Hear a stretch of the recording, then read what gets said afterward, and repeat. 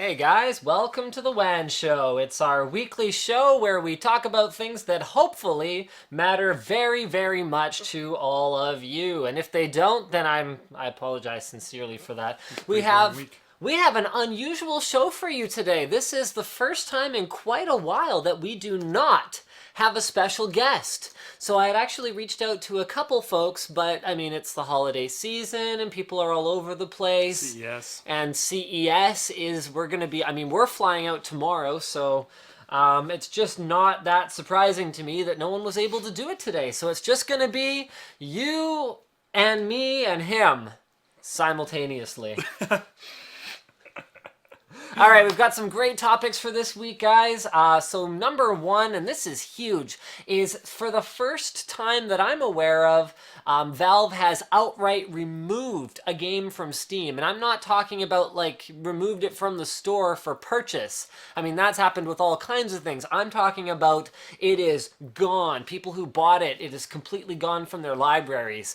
We've also got some really exciting stuff with respect to eye tracking. So SteelSeries is going to be showing off a technology that is going to allow you to use eye tracking to interface with your computer. And then what else we got? Whoa, I was working on other things. All right, why don't I We finish also with have a NASA using a Oculus Rift and a Kinect to control a robotic arm, which is actually really cool. And we have USB 100 watt power, or up to 100 watt power, 20 volts, 5 amps. So that's also really interesting. Yeah, being able to actually power something like a monitor. I mean, we've seen USB monitors in the past, but they're like these slim, low power, like super not baller types of devices. You could easily power a ProArt off of this. Like a proper monitor off of a USB port, which is crazy. I mean, I think that when you compare that to something like Thunderbolt, all of a sudden USB starts to look a lot more interesting. Yeah. Anyway, so guys, intro time, and then we'll be back with the actual show that you actually want to watch, presumably, because you're here. Hopefully. Hopefully.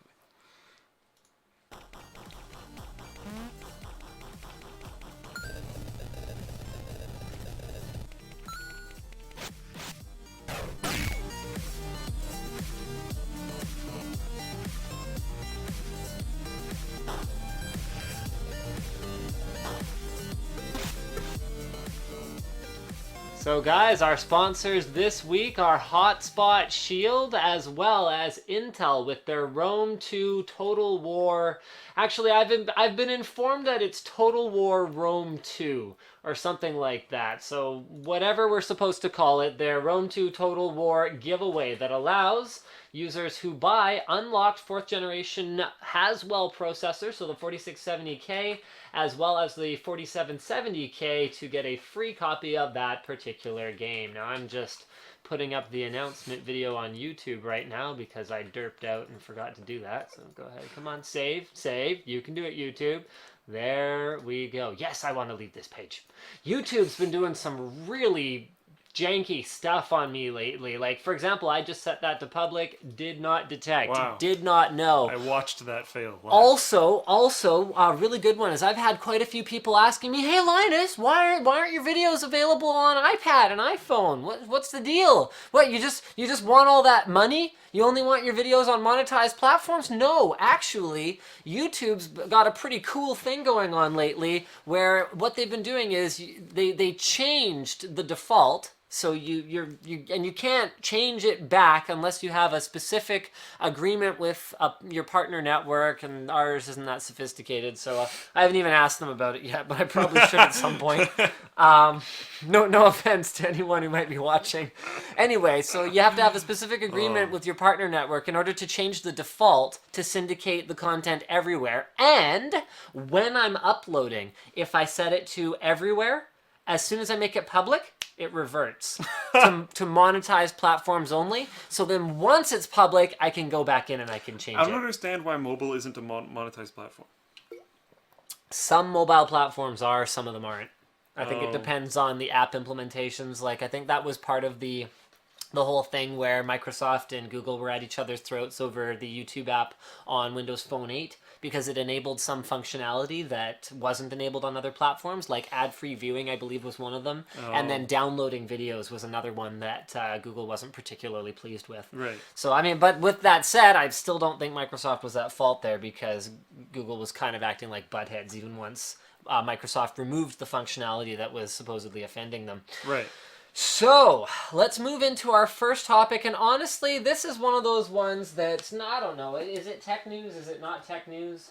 One thing's for sure certain, and that is that it was posted on the Linus Tech Tips forum, which means that it qualifies for consideration to be featured on the WAN Show, and number two is that it is pretty darn adorable. So this was posted by Nice Hat on the forum. And this is Nightman. Is the game particularly good? The answer is no, not really. I mean, I played it. That's not the point, though. I played it a little bit. I know it isn't the point, but is it the point? Because hold on a second. Okay, so I played it a little bit, and like the controls are just kind of frustrating and anything. Anyway, so this was the original articles from Pixel Proposal, I guess, is the actual site where you can go to play the game, but. What 3D artist Robert Fink said was, I couldn't allow myself to do a normal proposal. It had to be special, he explained. Something we would remember forever to remind us where we started. Simple times, playing games together, growing up, and learning that games can convey all sorts of emotion. I wanted her to see all the spikes I would jump over for her. And I think it's very charming. I think it, if you're gonna publish the game, then it doesn't necessarily matter if it's up to a certain standard of quality, but if you're going to ask for donations for the game, then it should probably be I don't think the donations were for the game. I think the donations were in general. Right. But it's a donation button at the bottom of a game screen in a browser. Is it? Oh, I only saw it on the whole website. Or on the Pixel Proposal website. Yeah, but it's like a while away from the game. I don't think the point is that you play the game. I think the point is that you watch a video. Okay. Well, at any rate, if you guys want to see the reaction video, it's super cute, and I mean, I think your favorite thing about it was sort of brutal, but my favorite thing about it was that it's not the most original thing ever, and the 86% at the end. If you pay a lot of attention and you watch through the whole video, near the end it like tracks how well you did in the game, and it tracks how many coins you collected. So she gathered whatever 86% of the coins was, so at the end it fills up a heart with all the coins and doesn't fully fill up the heart, and then even though it didn't fully, like, alongside of not fully filling up the heart, it said 86%, you could do better. Yeah, it's funny because that's exactly what my parents said to my wife. What? It's like, yeah, he's an A, but just barely, you know? Why not A plus? Yeah, why not A plus? I mean, you're Asian. You should strive for the A plus. I tried to, like, make it so that, like, a few people would understand. You didn't have to make it, like, super ridiculously. Anyways. Yeah. Anyway, so that was super cute, but actually this was one that Luke added to the document after the fact, one that I hadn't seen, that I think I actually kind of like better. Okay, they're different. Yeah, they're quite different. It was less work to do this, but I think that in terms of if you're gonna okay. In terms of qualifying a lady to be your partner forever, if she can beat Contra. Yep. Right? Yep. So what this guy did is he modded a NES cartridge, so you can actually badass modded. Check this out, wires all over the place. And what I like about this guy is the other guy's a 3D artist already, and I'm not saying creating the game wasn't difficult and it wasn't a lot of work and it wasn't a labor of love and all that stuff. It's awesome. But this one was more like a regular dude who kind of did his best. He doesn't seem to be any kind of special programmer or anything like that. Had to fight his way. Did a really good job. Had to fight his way through just figuring out how to operate a hex editor. Didn't even get it quite working 100% right. But what he did manage to do was It's his like lab and stuff. Yeah, so here's his. So like it's more like a general workshop. Like you can tell the guy doesn't necessarily do all the electronic stuff. But there's the NES console that he was presumably using for testing. All right, so here, yeah, there are all the chips. Note how many chips I went through already up top. So not an expert. And then what he did was he edited the hex data here in order to change the names of the characters of the game to his and his wife's name, which I think is super cute. So your player select is Quinn and Amy. I mean, I don't know if his wife's that butch looking in real life, but if she is, then I'm not judging her. That's fine. I'm kidding. I know there's a picture of her down below. Yeah. But I really liked this one. I thought it was super cute. So he made it so that at the end, what did it say at the end? There it is. Aww. That's pretty cool. And I think the biggest thing about this is just the fact that, you know what? Yeah, if she can beat Contra on the NES, then she's a keeper. That's pretty epic. So yeah. And then that's them on Halloween that was taken earlier. It's not like the... Yeah. He just wanted to show them. Yeah, and he left a very special note here. No, that is not an upskirt. She has shorts on. Yeah, so for those of you who were thinking, hey, I need to see this in higher resolution just to, double check and verify what's going on in that picture, there is nothing going on in the picture. Grow up. So we are having problems. We are not dropping frames. We do not seem to be lagging on this network at all, but like a ton of people can't load the stream at all. What am I supposed to do? Probably on Twitch's end. It's probably on Twitch's end. I'm just saying here so that people know that we're aware of it because I'm getting spammed on all mediums about it right now. So anyone that is watching, which is probably everyone that's not spamming me, yep, we're having problems. Okay.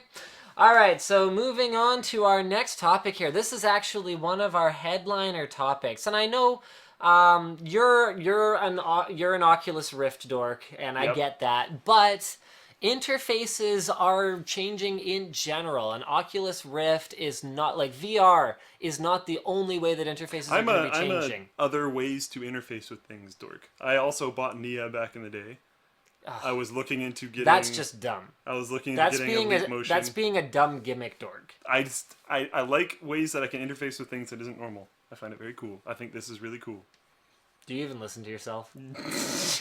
Anyway, so this is a collaborative project between Toby and SteelSeries. Well, actually, Toby's the one with the technology. Yeah. SteelSeries presumably is investing in bringing it to market. So it's great to see guys that are forward-thinking like Valve and now SteelSeries partnering up with these technology companies to bring it to gamers. So there are a couple of videos here that I would like to check out. This one isn't one of them. Let me just see if I can find the right one. Apparently it's a North American Twitch problem. It seems like most streams are kind of unwatchable right now.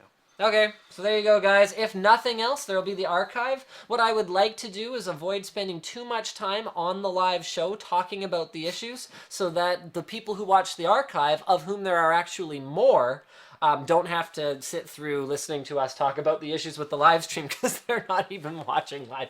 I was thinking about you're loading a video. Yeah. Well, no, I know. I just mean in general. I'm explaining why I'm not, because the chat's like, Linus, look at the chat. Yeah, I'm aware of it. We're just not going to talk about it for 10 minutes. That's all. Yep. All right. So let's go ahead and check out this video. All right, this is the... Windows 8 has a start screen with large tiles. Okay, we're not going to listen to this guy talk for 2.5 minutes, I'm sorry. But basically, he's like, okay, interfaces are changing. There's this natural swiping through stuff thing that's going on, but it's not great for the mouse because you have to move these huge distances to hit these huge icons, and it's just not very optimal. But what eye tracking will do is a couple of things. It will allow you to actually interface directly with a UI, with your eyes, or it could augment the experience that you're having with other things. Like something where I see this being really useful, and he kind of hints at this in the video, but it's not directly said, is if you are touching something and you kind of miss by a bit, but you're looking at this one, but you kind of are on the border between this one and that one, it should be able to, in theory, track your eyes and go, well, no, he probably meant this one. And then another way that they showed, and then another thing would be, well, actually, it would be mostly touch. Mostly touch for fine details once this technology gets advanced enough. Instead of clicking on something and having a little whoop magnifying, which one did you mean to, I would love for it to be like, oh, well, he was looking at this word. That's probably the one he meant to click on. So that's extremely exciting. And then one of the other demos that they do later on in the video, And this is more of a gaming relevant one. Where did that demo go? Are you talking about the StarCraft one? Yeah, I think that's in the other video. Is that in the other video? I think so. Oh, that is in the other video. Okay. Because I liked that one too. Okay, let's check out the other video. So the other video was a StarCraft video, and I guess that makes sense that's the SteelSeries collaborative one. Yeah. So navigating the mini-map. Maybe you can explain this one a little bit better. So it's in the video it's kind of confusing if you can find it, because what it shows in the video is it shows the mini-map becoming like full screen temporarily. It's not really how it's going to work, I'm pretty sure. I think he was just trying to show how the mini-map moved. So basically what you could do is... Oh, he skipped past Okay, it. well this part's kind of cool because it talks about just general interaction between the gamer and other characters in the world. Like when you walk into a bar, someone might nod at you when they see you looking at them, for example. But not before they see you looking at them. So when you walk in, they might say like greetings or something, but then if you're looking around doing whatever, it's okay. And then you look at the bartender finally and he'll like nod at you to be like... Ask you if you want a drink. Yeah. Something like that. But then he might delay until you look at him to ask something like that. And in something like an MMO, that could actually be really cool because you're walking around and someone looks at you and you could kind of be like, you could be aggressive towards them, you could offer to trade with them, but you would know when you have people's attention. Even just in towns, like a blacksmith could shout out that they're selling swords. I don't Yes. know. But And only then- once you kind of look at them. And so I think that's incredibly cool. I mean, the ability to tell if you have someone's attention digitally has been a problem that goes back to my earliest encounter with this would be the MSN days. Yeah. It's like, are you talking to me and just me right now? Or do you have 18 other chat windows open and are you doing 100 other things? Using eye tracking, you could actually make experiences more engaging, whether it's in gaming or other ways as well. Not only this message has been read, but this chat box is being looked at. Yeah, I mean, isn't that cool? All right, so here, let's talk about the mini-map thing. So I'll have this playing while you walk me through it. So it's a little bit vague, to be completely honest, on how exactly it works, but it allows you to continue doing other... See, like, he shows it taking up his whole screen. I don't think that's... Yeah, but that's just to zoom in. You can see the aliasing. Yeah, but no, go back a little bit. Oh, sorry. So this is Okay. your army. Wait for it. So what we do instead is want me to use the pause? same button. No, it's when we can see his and screen mouse here. button So Yeah. when I hold that down, Wait, no, like, let it go. Yeah. it's going to Boom. Mmm. I kind of have a weird feeling and hope that's not really how it works, because that's not going to help you. No, covering the whole screen with your mini-map is not a good thing. And he said like it would be bound to a button, so it will only do that when you're looking at the mini-map and press the button and stuff. But I still don't like that it takes up your whole screen, because that's not going to help. I wonder if it could be faster than moving your mouse down and back up. I don't know. Maybe That's the marginally, but every APM counts at a professional level, so... And then taking up your whole screen so you can't see other things is kind of not going to be super good. But then if you're wanting to move and look at something else anyway, somewhere yes, else on the map... Yes, but part of the problem is going to be that having that much of a change might be slow you visually down. distracting. Yeah. But then I think that all of this is sort of a moot point when we consider that most RTSs these days are basically in the dark ages when it comes to minimap functionality. I mean, Supreme Commander had this figured out like, what, 5-6 years ago? And they're not going to... You could fully zoom in your minimap. You could fully zoom up your main map. You could have on another monitor and you could put it over there. Why does this not exist? Oh, well, you know, some people might be like better than other people because they have like better stuff. You know what? Athletes with better training equipment are better than athletes that have crappy training equipment and an improper diet. I'm sorry, but that's the way the world works. Anyway, sorry, I got distracted. So I don't think this would be allowed anyways in competitive play, for one. Because it's a change, now that you brought that up. Oh no, change! Oh no, things are getting better and we can interact with things better. You know what? Maybe StarCraft 3 will only run at 800 by 600 because anything higher than that would be too much detail. 3? So I just look somewhere. Yeah. And then press the hotkey. and it's We're gonna move backwards in technology as we move forwards in the franchise. StarCraft 3 announced. and start implementing Yes, confirmed. Confirmed. Eye tracking basically Anyway. Yeah, so it's interesting. My one thing with it, which is probably why you brought up the Oculus fanboy thing, but I'm not even coming from an Oculus fanboy direction. When are you from ever this. not coming from an Oculus fanboy perspective? Rarely. But like games have to be developed with this in mind pretty Yes. heavily.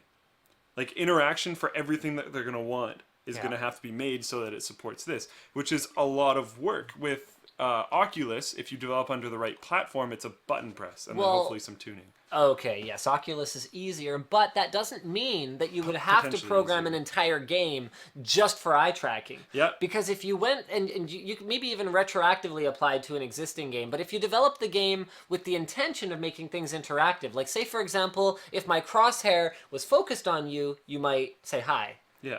Then all you're doing is changing one parameter Yep, so definitely. that instead of the crosshair, it's this. And like I'm hoping a lot of games do develop for it. I'm just saying it might be struggling for the whole extra development side of things. Yeah.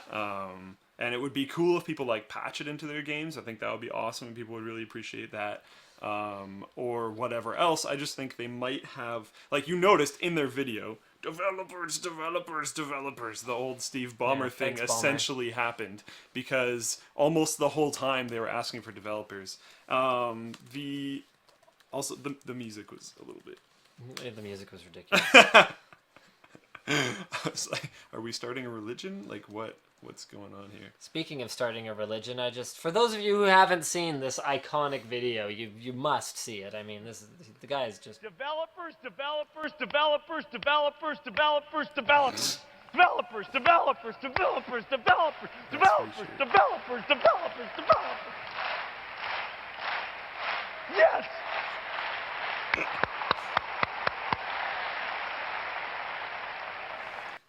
oh Stevie B. Amazing. I'm gonna miss him. All right.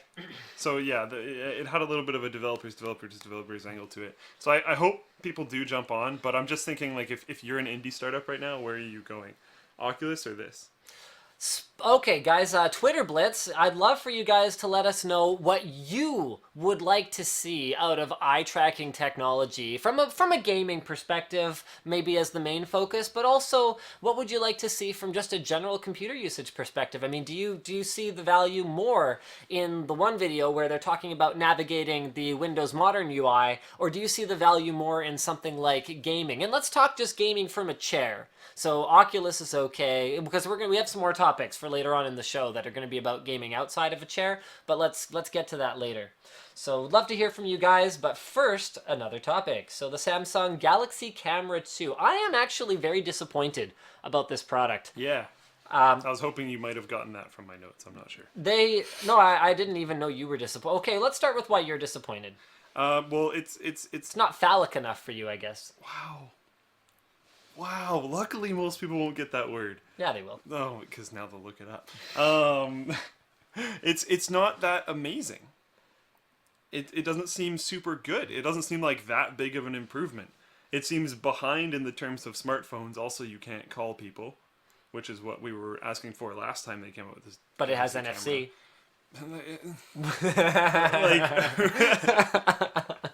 Jeez, it's not that fast. It's not that amazing. It's just like there's too much meh going on in my. But why? No one cares. No effing cares. NFC has all the NFC. I mean, who knows someone who bought a Galaxy camera? That's something that I can't figure out. Like when you see these products and you're just like, okay, I have not yet seen a Galaxy Gear. I've never seen one. I've seen a few Pebbles. You're not the only person I know that has a Pebble. Right. I've also seen them out in the wild, like people I don't know. Yeah. I've never seen a Gear. So like, how much money did you lose on this project? And like, did you get the hint that it wasn't successful? I mean, maybe I'm wrong. Maybe Galaxy Camera is a big hit in like Korea. Kazakhstan or something. In Korea, they use a lot more Samsung devices than they use here. I noticed that even just walking around. But I don't know. Maybe it is phallic enough.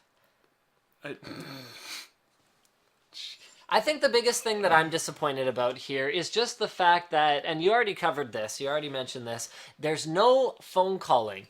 I don't see the value of a dedicated Android camera. I don't see the value of a dedicated camera anymore, especially looking at the direction that companies like Nokia are going in, where they're adding more and more advanced optics to phones. I think that's the camera on convergence. this is amazing.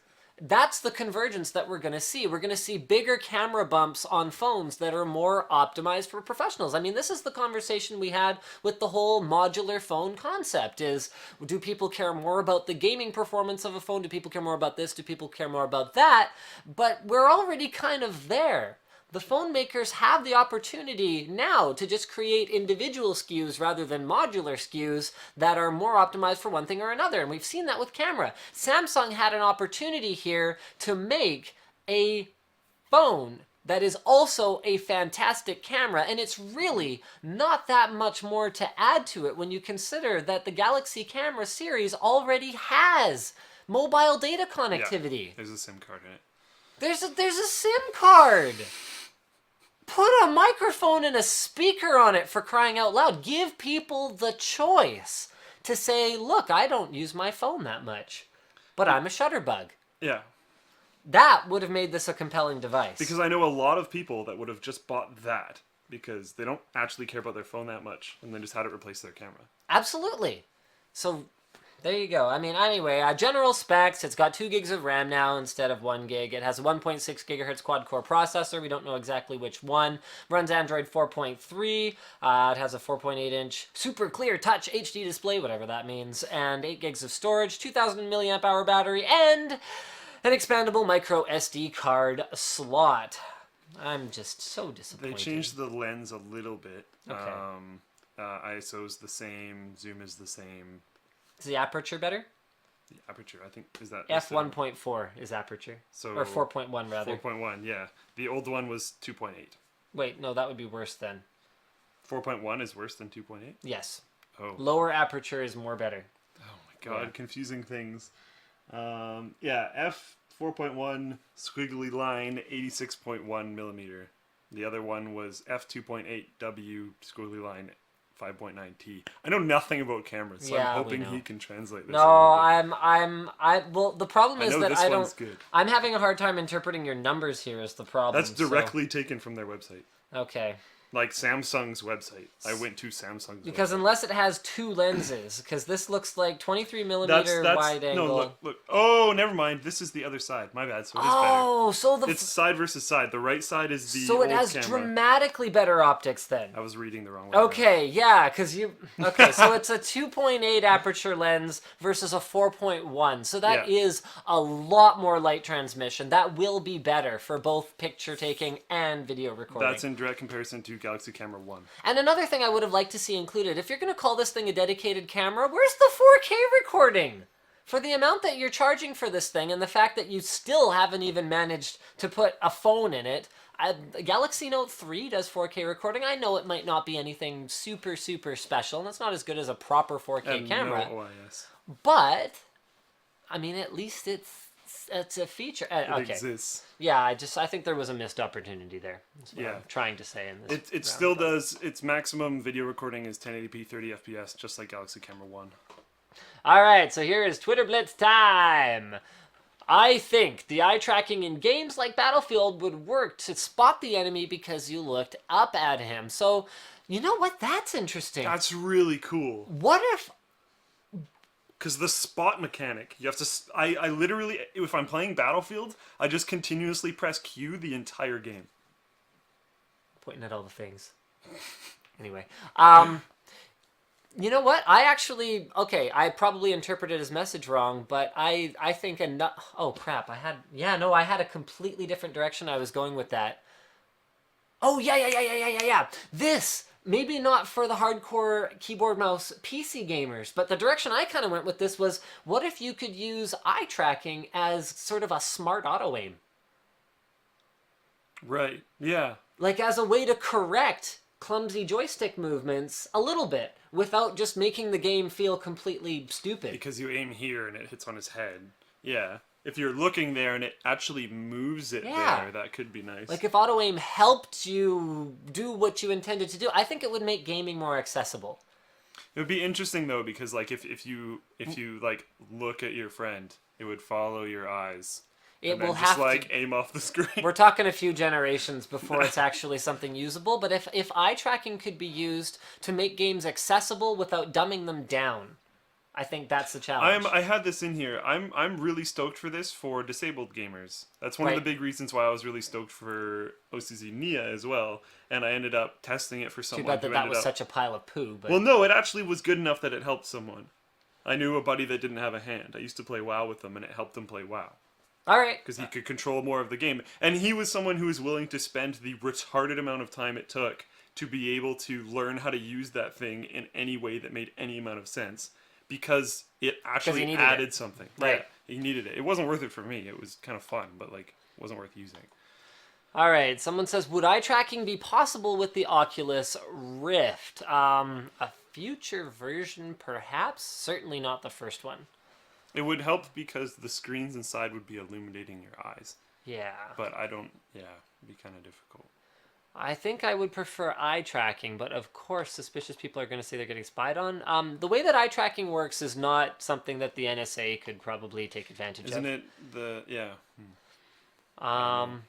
Preston is expressing some doubt as to the viability of it in the long term. Could it be like Wiimote waggling in that it's entertaining for, a few hours?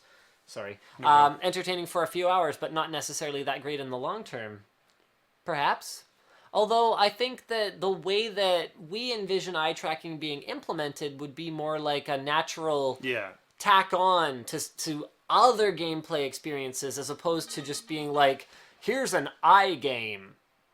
Pop the balloons by looking at things. Yeah, unless like, I don't know, it has to be implemented really well, and that's the thing with like with I'm gonna Windows play that 8. game for the rest of the show. Nice.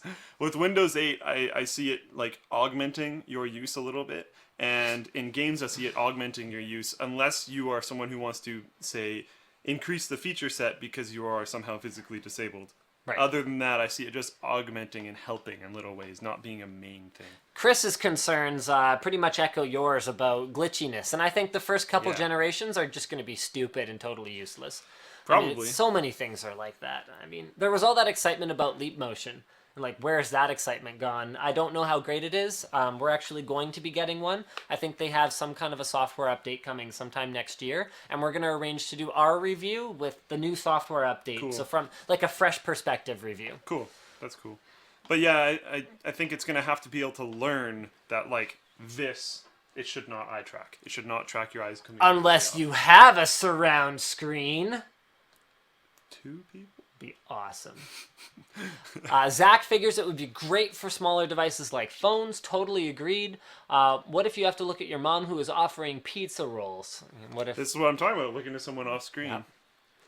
I think it's a good idea, but could be a nuisance, like ads. Ooh. What if ads could take over your eye tracking hardware on your notebook or your phone or whatever, and like you look at an ad and it's like, yo dog, I heard you like used cars. Unless you could program into your eye tracking thing to automatically close ads if you look at them. Ad block for eye tracker? Yeah, but we don't support ad block. I'm just saying. We also try not to make ads particularly obnoxious. Like, remember those old, like, emoticon ones? Say Oh my something! God. How many Oh times have you my heard something God. say something? It's like, you know what? If I wanted to talk to my computer, I would go 10 years in the future when that's actually, voice recognition doesn't sound like, hello, thank you for talking to the computer. I only used this program to insult my sister because it's hilarious. Hopefully that's fixed 10 years in the future. Yeah. Computer voice has been kind of failed. Well, it's a lot better now than when I was a kid. Yeah. Like back when we were like entering like text to speech on like the Commodore. Yeah. Like seriously, it was only useful for like trying to make it swear. That was the only thing you could do with it.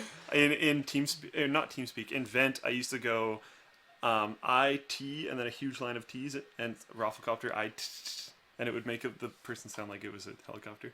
Apparently we're out of focus. Hey, Brandon, do you mind fixing us? I don't think I ever actually set focus. I think I didn't notice that it wasn't quite right.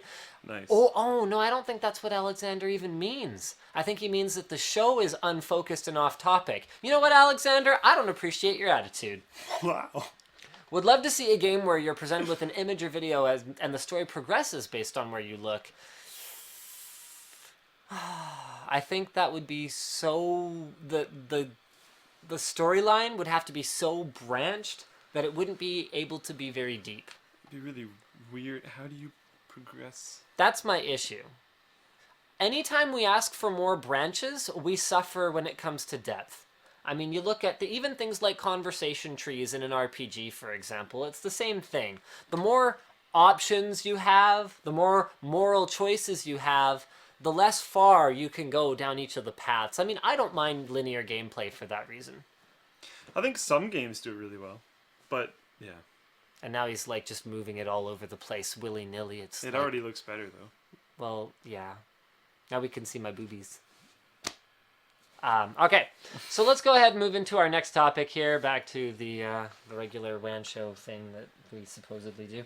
Razer has new headphones coming. This is a news item because they are going to be launching them at CES, presumably. That's what we're guessing. You can pre-order them now, although if it was me, I would probably wait for the reviews to come in. This was posted by Tomp Pix on the forum, and Tomp is apparently so excited that this font was necessary. It's probably the most, like, this looks like it was sponsored post I think I've ever seen. You know what's funny is what I was going to say about it is that it looks really well done. Like, look at this. Like, Tom went and, like, put the little product It's really well done, it is. in nice little thing. And then he has the proper photos in the right spots and blah, blah, blah. It's like, it's one of the nicest tech news posts I've ever seen. All right, so they have 4 different pairs of headphones or headsets coming. I guess they're all headphones. These are more like consumer audio oriented as opposed to being purely gamer oriented, which normally I would have said is probably a positive indicator. Because generally speaking, a more audio-oriented product is not going to be like Kraken Forged, for example, is a product that I would love to love because the idea of it is so beautiful. Like, I would love to wear them and just look that cool all the time. But the bass is very loose and uncontrolled and very overwhelming to the point where I don't enjoy them. So I hope that with the more audio-centric products, they're heading in that direction. But unfortunately, the way that they're describing these is a little bit scary sounding. So, which one was it? That says crisp, natural, something. Where was it? I think it was the earphones? Sleek, whatever, etc. What are you looking for? I'm looking for Control F bass. There we go. So about the analog headphones, the DJ ones, natural sounding acoustics, and heavy bass. Scary.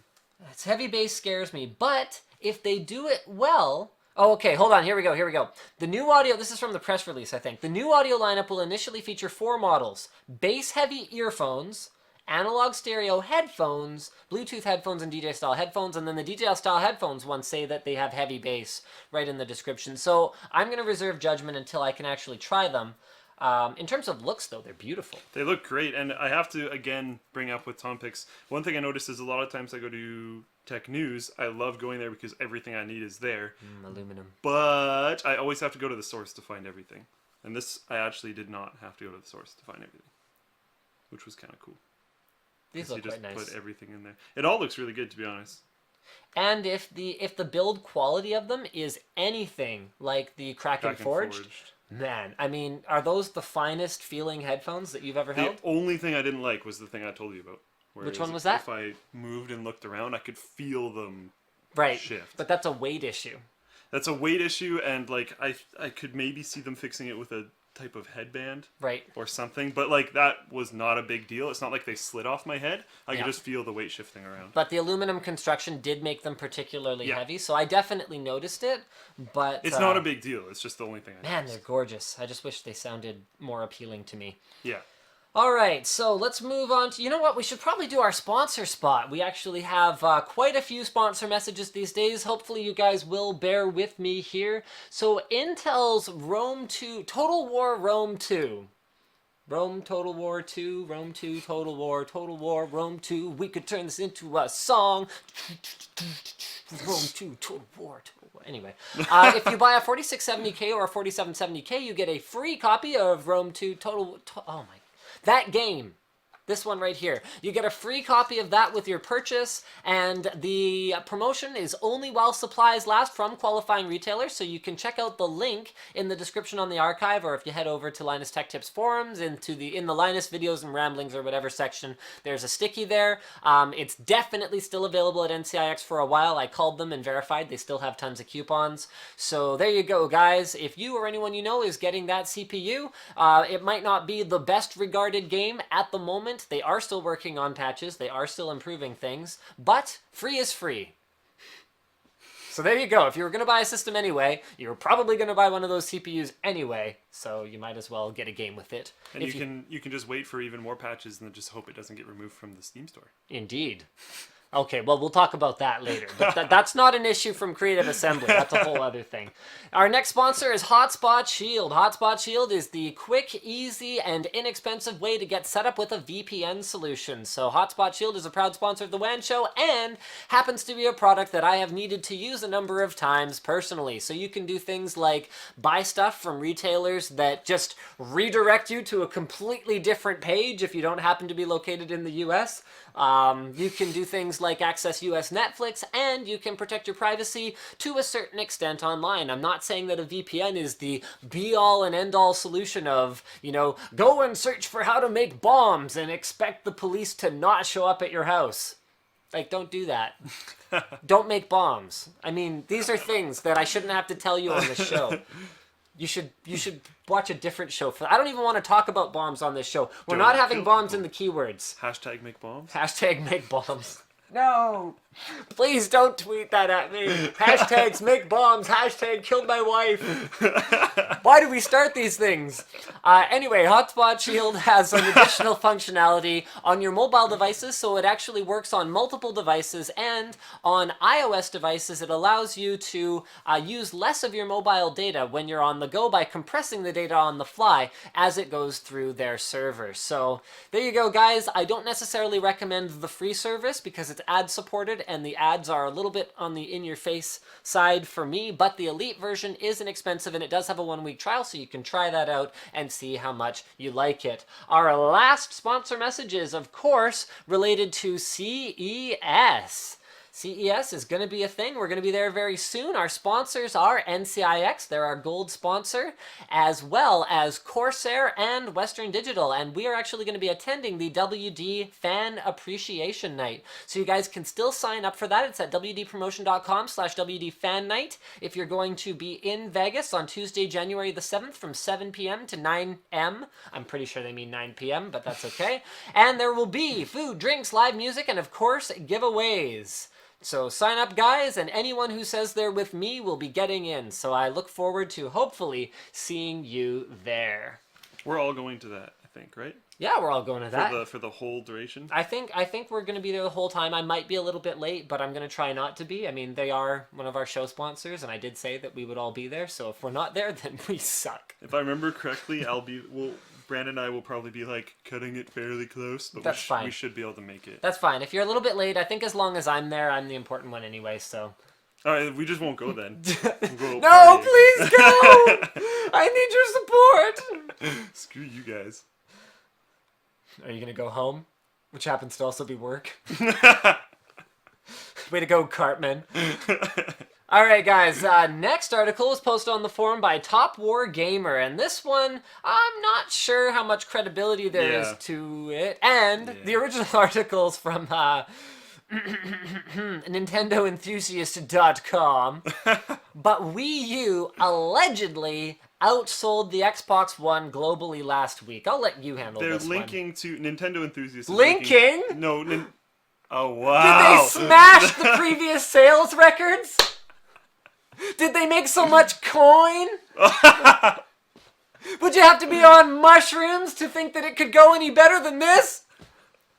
You keep going. That's all I had. Oh, I liked it so far. Yeah, I know. So it was that Nintendo Enthusiast linking to VG charts. Okay. But then VG charts itself is kind of like, I don't know. So even if it's not entirely true, we do know that Wii U sold really, really well.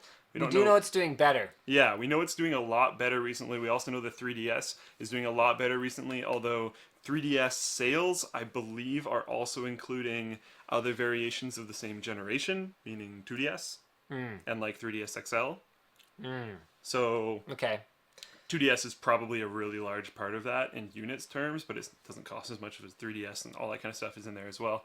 Also, other interesting things is they're saying like Xbox 360 and PS3 also outsold Xbox One.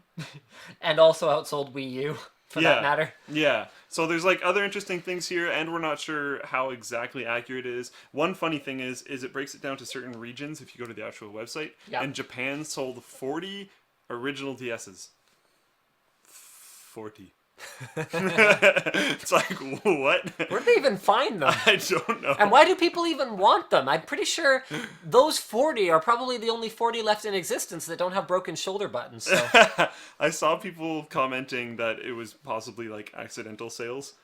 Mom's trying to buy like 2DSs and walk out of the store with an original one. The sales guy's like, oh, sure. Yep, got one of those. Here you go, ma'am. Please leave quickly. Don't come back.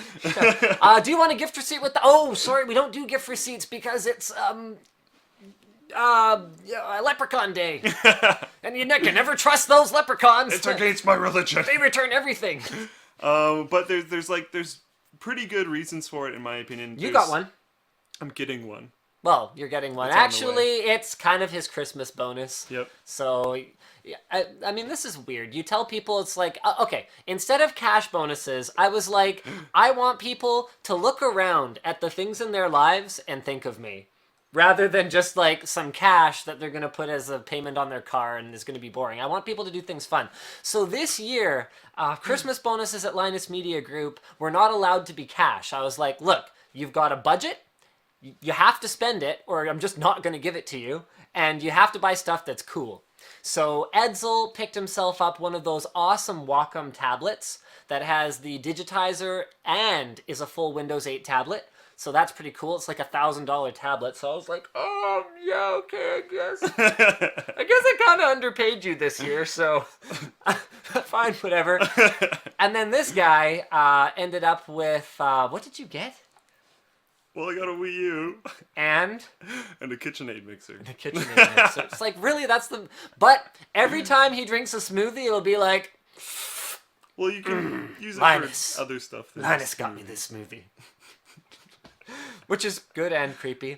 So, why Wii U, though? Well, okay, I'm thinking if I'm going to play games by myself, I'm going to play PC games. That's how that's going to happen. If I'm going to play games when people come over and hang out at my house... It's often like we have LAN parties. My group of friends have LAN parties. But sometimes people don't have the time or want to drag their computers over, and we'll do other stuff. And we started doing Mine's too tabletop. heavy. Not that I've ever been invited to one of your LAN parties. You actually have Jackass. been many times. You've never come because you're a jerk. And so, like, my brother has a giant computer, which is really frustrating to move because it's in a Cosmos 2 and it's water cooled and it weighs a ton and stuff like that. So it's great when we're all separate. When we all come together, we started playing tabletop games and mixing it up a little bit. So I was thinking, Wii U. Makes sense. Woo! Because like a lot of the exciting. even Mario platformers, work with multiple people now. Right. And I think with a Wii U, on some games you can get up to 6 people because 4 Wiimotes and then 2 gamepads. Twitch chat hates you. They're saying you're a peasant now. Dirty console peasant. Yeah, that's okay. Oh, by the way, for those of you who are questioning Edsel's wisdom picking up the Wacom tablet, and I don't know why people buy tablets, I'm not talking about a tablet. I'm talking about like a tablet. That kind of tablet. So, I mean, he's an artist. Hello. So having a tablet where you can actually draw directly on the screen and have a tablet that you can like watch movies on the bus. He commutes by bus. That is a totally sensible purchase, and I think someone's like hashtag Linus is not funny. Hashtag Linus is not funny is better than hashtag whatever No, I don't want to talk about the other things anymore. Also, another thing is I foresee Xbox One and PS4 emulators coming soon, so I can play those exclusives on PC if I'm not gonna, totally not gonna happen. And Wii U ones I don't really see coming. Yeah, it looks like that's been more difficult. It's hard to say up till this point whether it hasn't happened because people don't care or whether it hasn't happened because it's hard. Yeah, no, that's true. There is more complications than there would be for PS4 and Xbox One. It's baffling to me Sorry, I'm changing gears a little bit No here. problem. You can finish that thought. It's more complicated because of different hardware things that are inside of a Wii U compared to just x86, which is on the other platform. I mean, was Nintendo playing a poker game here? It's like, yeah, we're gonna do like a hardware launch, and we're just gonna like not have Mario and Zelda games. Yeah, because they're like up on the horizon is Mario Kart 8 for Wii U. Why wasn't that out yet? Super Smash Bros. Wii U. What? Are you kidding me? That actually wasn't out yet. And then like another Donkey Kong game, but I think Yeah, there's and then we another one. just got Super Mario 3D World Land Country, whatever it's called, which is apparently awesome, and I'm super stoked. You're gonna let me play that on Yep, the Wii, right? yep, and that's Awesome. coming with it because that's a really highly rated game that I'm stoked for. So But yeah, like there's stuff on the horizon that's like this wasn't a launch game. Like Mario Kart didn't come out almost immediately afterwards. yeah. What? So that's baffling, but at any rate, Wii U might actually be a thing soon, so exciting. Speaking of exciting things, T-Mobile just seems determined to turn the entire wireless industry on its ear, and I love it. This is too. great, because what happens in America eventually reaches their culturally handicapped cousin in the north. It seems to be taking a long time. I'm actually not super sure on the mobile side if that's happening here. It will have to eventually. Eventually, you can't lag behind every other country if you're gonna want to be considered a developed country. But we Like, seem to be able to do that with phones. yeah, it's not as bad as it used to be. That's true. As someone who's had a cell phone since like the first cell phone with a keyboard came out, it's not as bad as it used to be, not by a long shot. Yeah. So at any rate, this was posted on like Twitter or something, I think. I don't remember where he posted it, but it was 2013 New Year's resolutions, shake up the wireless industry. So I don't know if you guys remember, but personally for me, the big one, other than ending 2-year contracts, was making making international roaming inexpensive. What a huge deal. What a way to capture the people who can afford the baller phone plans, because those are the people who are typically going to be traveling. How amazing is that? And of course there's 4G LTE and all that. For 2014, make waves at CES is one of the resolutions. Give AT&T a break or not is one of the other ones, and unshackle the family from those other guys. So there's a lot of speculation right now that what is going to be announced is helping people buy out their contracts. Yeah, and like special plans for families because he specifically calls out families. They're literally gonna buy customers. That's awesome. I love it. I don't mind giving a whack ton of money to an internet service provider or a phone provider if I can tell that they invested in me. And I'm like, yeah, this service is awesome. Yeah. I mean, our new fiber plan here, where we're not dropping any frames anymore. Aside from Twitch's problems, our upstream is completely lag free, and the quality is much better than before. Okay, I feel okay about paying a bunch of money for that. But what I feel really okay about is the fact that TELUS on a few separate days sent a few separate people to run fiber underground down the street for us, link it up to our house for us, and I know what I paid for. So for the first year of my service, or whatever it is, I paid for them to invest in me as a customer, as opposed to paying for them to kind of, we've got like 12 people on this 10-person sort of spot now. We can probably squeeze a 13th one in if like we lower our global data caps a fair bit and reconfigure. No, I don't feel good about that, but I feel good when you're investing in me. So I really wish, like, my contract is coming up with TELUS, and I've been looking around at other options, and like there's some that might be better, but none of them are like, we are the glorious awesome side, come join us. Like there isn't a T-Mobile in Canada. There's like the ever so slightly lesser evil but still evil ones. Yeah, I know. I mean, I'm okay with Bell. I think I called them buttheads once on the live stream, and they actually were really good. They were really good for a little while. Because they got massively flamed for it and wanted that to stop. Well, okay. But without calling them buttheads at other times since then, they've also dealt with stuff. And in their defense, that time it was something particularly complicated. And in this time, it's because you have a specific guy you're dealing with every single time, which is the same as you dealt with the first time. No. I've had to do stuff through regular customer service since then as well. So your account also might be flagged. So I don't, like, I'm just saying, I don't hate them, but I'm not in love with them or anything like that. I just don't know if some of that is special consideration. Hard to say. Yeah, I don't know, but yeah. Okay, do we want to get into a Linus rant? Are you guys ready to prepare yourselves? We could have a funny one before we do that, or we could cool down with the funny one. This is the funny one. All right, let's do the rant. All right. All right. Okay, I love Linus Tech Tips Forum, but I feel like we've gotten away from our core values a little bit, particularly in some of the sub-forums. And I'm not going to call out any particular names in this case, but the audio sub-forum I've been finding a little bit unfriendly to people. So this particular thread was someone who posted saying, hey, I just got a sound card and I really like it. I'm really happy with it. My sound is better and louder. And there's about 5 or 6 pages of people crapping on the guy because he didn't have the almighty, forethought to research the specific places on the internet where the wisdom exists that something like a FiO E10 might have been a better option. So an external amp and DAC. And I didn't really find that acceptable because of a couple of things.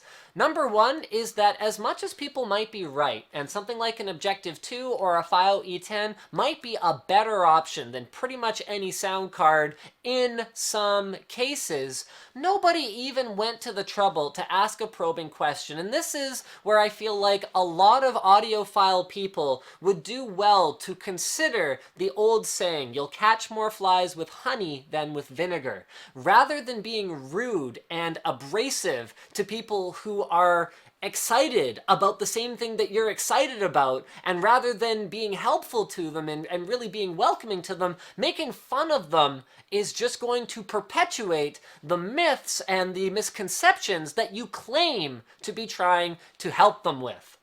So I'm gonna let that sink in for a minute. So the thing that bothered me is that after 5 pages of people telling him that his onboard sound was fine and that the solution he had used was terrible and that these were all the better solutions and he was basically an idiot for not realizing it and that any perception that it sounded better was a placebo effect, nobody actually recommended a comparable product to the sound card that the OP had purchased. It was a Zonar DG, which is a $30 sound card. Remember, guys, $30 for an amp and a DAC and an upgraded microphone input. The problem people have with onboard sound is not always pure sound quality. Sometimes it's sound volume if they're using headphones that are more difficult to drive. Sometimes it's their mic input that is a big steamy pile of garbage. Sometimes it's a driver issue, and the external solution might be better to resolve a driver issue because most of them are completely driverless, or it might not be because the driver issue might also be related to the mic in, and most external sound cards only have a headphone out. Also, nobody asked him what onboard sound he was using. What we all kind of agree on, what the audiophile elite seem to agree on, is that any sound card built into a motherboard for the last sort of few years at least is pretty darn good. No one even asked the guy if he was running a 5-year-old board. And I had someone post that if they're running, I forget what it was, 5-year-old hardware, then they should basically buy a new rig anyway. We're talking about a $30 sound card, not a new rig. And we're talking about a 7-year-old rig could potentially still have a Q6600 in it, which is perfectly fine for watching YouTube videos and playing indie games and even some AAA titles still. So the elitism and this assumption that a sound card is an invalid choice is not true. Whatever videos might be being released on Tech Syndicate's channel that are elevating products like the Objective 2 or the FiO E10 or these external products to this deity-like status, are they better? Yeah, actually. I personally prefer them. I can subjectively tell that something like an Objective 2 amp has less of an audible noise floor than something like a sound card.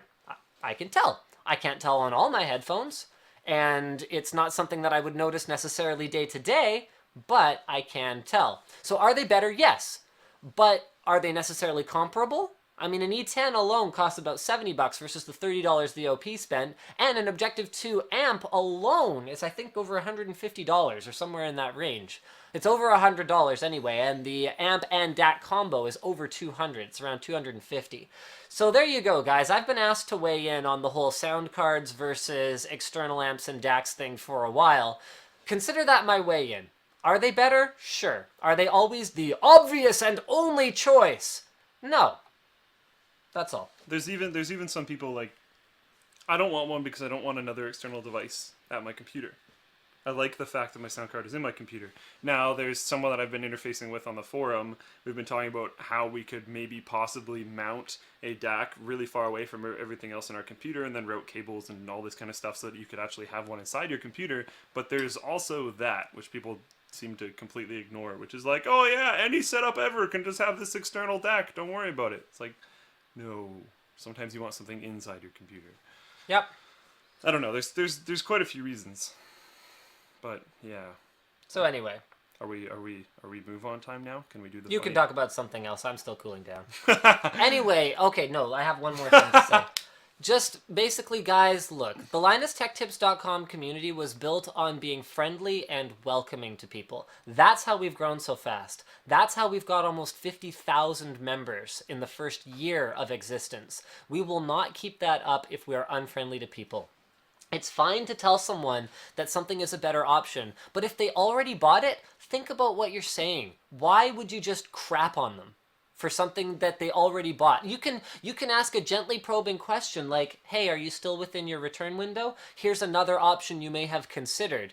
But the cold hard fact of the matter is that in that particular thread anyway, the OP wanted the sound to be louder. They bought a sound card with an amp. Mission accomplished. Is it as perfect as some other solution might have been? Maybe not. But that doesn't mean you need to be a jerk about it. There. It's also an international forum. Do O2s get shipped everywhere? I'm not sure. I know that there are builders in Europe, if nothing else. Okay. Because it's just an open design. So Yeah. there's lots of guys that do it. Yeah.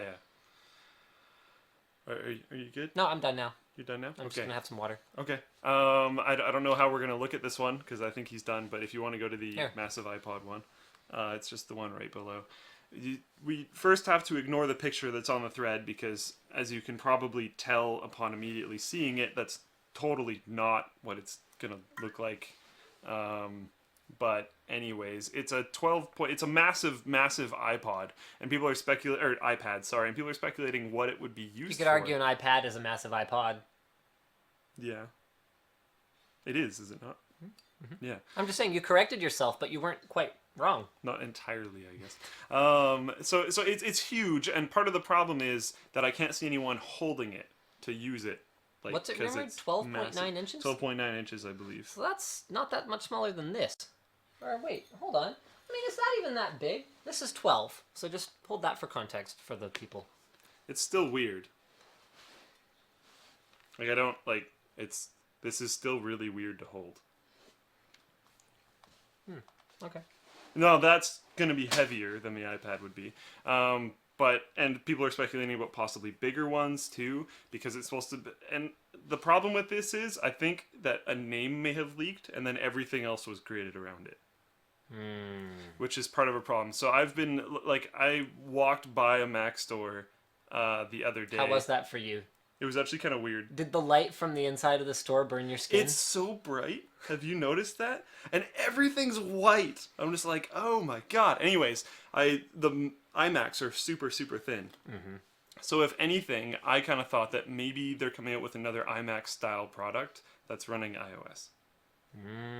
Like maybe it has a stand. Or maybe it has a stand and you can take it off the stand. Is that legitimately interesting to you? No, You've never really used iOS extensively, have you? not extensively. I have used it though. It's not a bad experience. I don't like the store.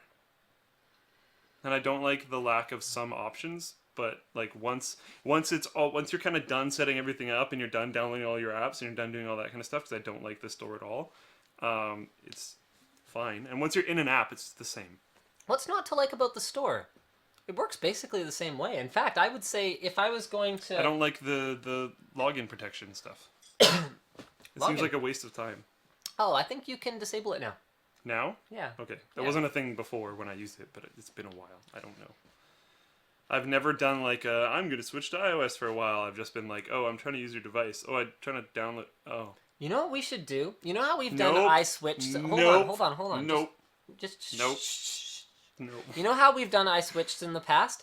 You and I should both switch to OS 10 at the same time OS 10? for a month. Just on our work computers. That's going to make it worse. Actually, no, it won't. Yeah. Because it runs Excel. That's all I do on that computer. You don't have to use it all You know what the I'm time. going to do? I'm gonna turn it on. I'm gonna open Excel, and then I'm gonna do everything else off of it. And Okay, I'll but just that's- type into Excel. That That's is it. that is not the spirit of the experiment that we would be trying I've to... probably used iOS more than OS X more than you have. Oh, 'Cause I used to definitely. work in I've repair shops. hardly used it at all. I've worked in repair shops. Like so I've every used time, it's funny. Cameraman, the old like cameraman back at NCIX used to be. He would just be in stitches every time he watched me try to use a Mac. Because I'd like sit down in front of his computer and like without realizing it, exposés all over the screen. I'm like, whoa, how do I get to the window I'm trying to see? And then there was a grand opening of like an Apple Store type thing that had some iMacs, and I like sat down in front of it and I was like trying to launch a program and I couldn't figure out how to find. I was like, honestly, I would have settled for any program. Couldn't launch a program. it's weird. The problem for me is it's supposed to be super intuitive, but because of everything else I've used, it's totally not, and I have no idea what's going on. Speaking of intuitive, I played around with SteamOS finally today. It doesn't do much, but it works, sort of. The Xbox 360 wireless controller was easier to Were get you running using than that- on Windows. Were you using that box? The Raven one? Yeah. Yeah. Yeah, I took it to NCIX today. We Cool. still filmed an episode with it. But, like, the wireless controller just worked. Honestly, drivers for Linux haven't usually been that big of a problem. Unbelievable. Lately, not Yeah, well, before. we're not talking about 5 years ago. But like even like I was talking to you the other day, every time I've installed Linux on something that had wireless or LAN, they both have worked immediately. It's remarkable how many network cards don't automatically install. Intel network cards that Yeah. don't automatically install on Windows 7 and Windows 8. yeah. Anyway, And that's I'm- the biggest thing is as long as you get network working and like an input device, I can go manually do the rest of it. I don't care. I'm kind of stoked on SteamOS. I think what I'm going to do, because I have a Media Center PC, once they get things like Netflix streaming and a proper desktop experience that kind The of browser works. works. Yeah, browser-based, but I want an app. Like, if Yeah. I'm going to use something, I would want to be able to control it completely Okay. with either Valve's controller or an Xbox 360 controller. And you know what? This is gonna sound super ignorant, but I just about like lost it when I saw that Mozilla's browser on Linux is called Iceweasel. I was like, what is that? A knockoff? No, it's That's made by not- Mozilla. Is it? I've used Firefox on Linux before. Yeah, you've never heard of Iceweasel? Iceweasel versus Firefox. Yeah, I was like, what? Because I was like, you look at the logo for it. Here, I'll pull up the logo for... Okay, for those of you who are like me and have never heard of Iceweasel, I'll pull up the logo here. But it's like hilarious. GetIceweasel.org, so it's like exactly this, and it's like a weasel wrapped around an iceberg. Rebranded by instead the of- Debian project. Yeah, there you go. Yeah, no, there's tons of different browsers that are based off of... Yeah. Yeah, No, I know. lots of them. I'd never heard of this one. Oh, okay, I was like, oh, that's hilarious. It's Yeah, no, I'd never heard of it being a part of the Mozilla project. I knew there was... I've heard of it in general. I've also heard of WaterFox. WaterFox is I don't know if it still is, but this was it when I used to use it. It was a further back version of Firefox, which is super performance optimized. Ah, And okay. they would take Firefox versions, performance optimize them, and then release them under WaterFox. I don't know if that's what they're still doing. I haven't used it for a long time because I've been running nightly forever. But yeah, there's a lot of different versions because it's open, so Yeah. I'm not super surprised. And given how unstable the official one's been lately, I'm kind of tempted to try. Maybe I should switch to Iceweasel. Well, Iceweasel is Debian, so I don't know. Does it work on Maybe I'll Windows? just switch to Debian. I don't game much anymore anyway. You know what? I tell you what, guys, I will commit this now. The reason that I haven't switched over to Linux, just even to do a 30-day I switched, is because I can't afford the productivity hit. Once I have SteamOS streaming working. Oh, because you're not used to it. Yeah, because Yeah, I'm not okay. used to it. Yeah. I have too much work to do. I was like, what? No. Once game streaming works, and the other thing is when I do want to play a game, I don't want to mess around with which one's compatible with Linux and waste my time on that. So when game streaming is working in SteamOS, I will do a 30-day Linux I switched. I will put my Windows gaming box in my server room, and I will only stream from it. So there you go, I will guys. do that with you if you want, although it might be boring. Yeah, I think yours will be very uninteresting. The entire series of videos will be me being like, whoa, this! And you being like, yeah, we've had that for like 10 years. Oh my god, you can make a cube desktop. I've seen that, actually. I am aware of that. And you can get that for Windows as well. Yeah. Smarty pants. Yeah, I know. All right. So this is posted on the forum by Top Wargamer, along with a comment by Top Wargamer that probably isn't a thing.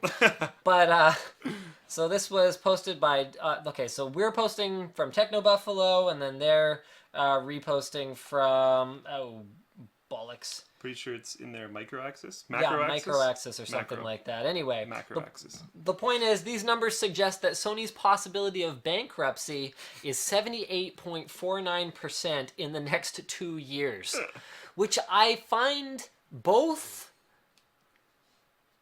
plausible and very, very difficult to believe. Because you look at Sony's business practices over the last 10 years, Yeah. they are one of the least consumer-friendly companies in existence. They're like trying to see in how many places they can stab themselves. Yes. Except for PlayStation.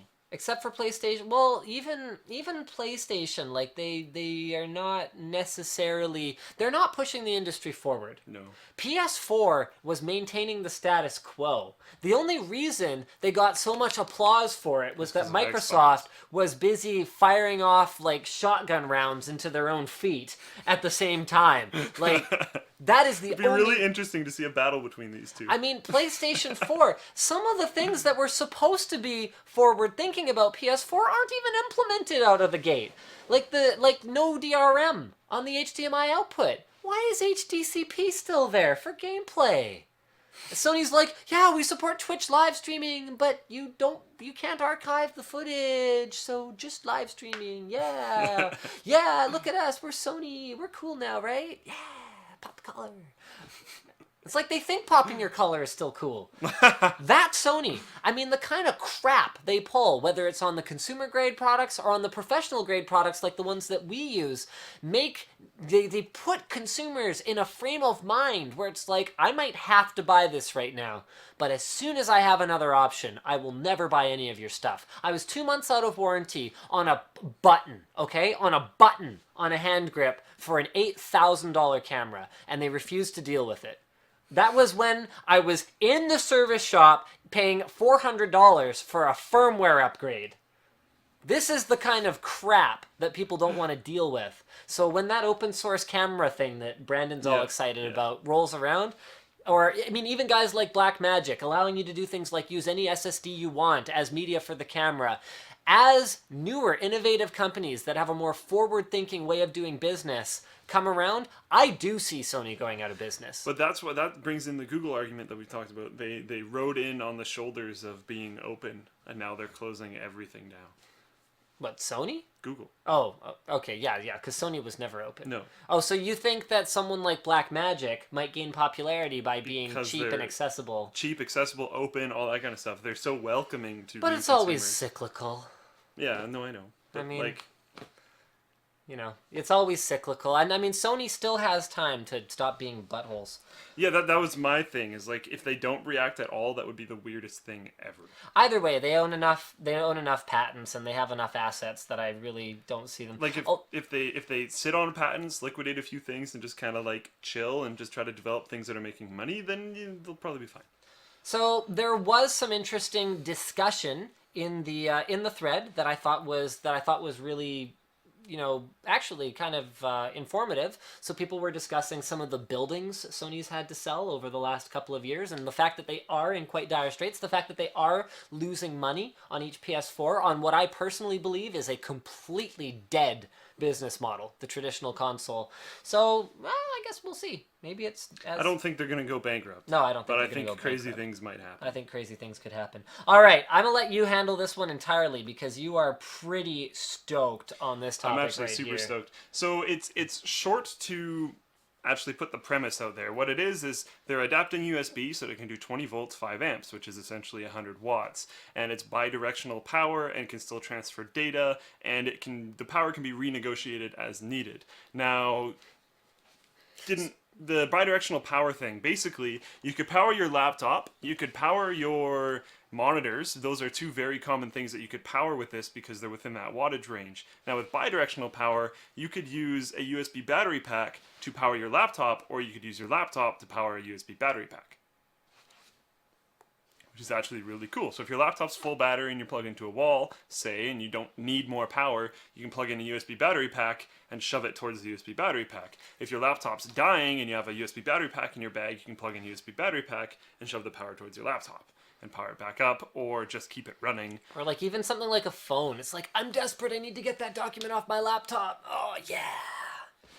Yes. Success. It's actually just like anything. You can just be like, nope, sap the power, put it here. And I'm really excited about the new kinds of peripherals that this will enable. So things like being able to run a full performance monitor off of a USB port is like pretty cool. And then if that monitor has a USB hub, you could also run a keyboard and mouse, full power and flash drives and everything, because that's a worry, is if a keyboard doesn't have two cables coming from it, you often don't use the USB hub that's built into it. Yes. Because your flash drive is going to run super slow, or your mouse won't really work super great, or whatever. So if you can do one nice cable that runs all the power you could need, that would be sweet. Yeah, I'm pretty excited. And I think that this does a couple of things. So one is it improves the flexibility of the user experience. And number two is it positions USB 3 as a legitimate alternative to Thunderbolt. I mean, Thunderbolt's already seen a bump to 20 gigabit, but USB 3 is going to be coming at 10 gigabit.